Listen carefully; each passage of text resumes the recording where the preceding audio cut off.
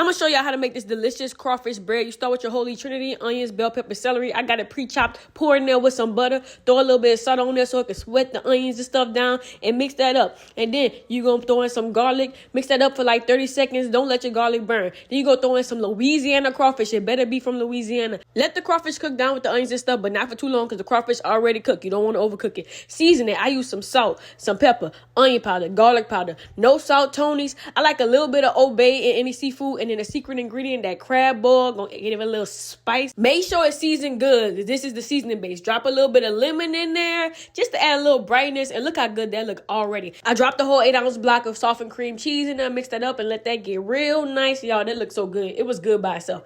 I don't like mayo at all, but just a little tablespoon to add a little creaminess. Then I did an Italian blend cheese, mixed that up real good till it get nice and creamy. This honestly right there could have been a dip. It was so good I had to stop myself from eating it. Then you drop a little green onion in there for a little bit more freshness. I took some French bread, I cut the top off, and then you're just gonna pour all that filling on top. It's a lot. It was a lot.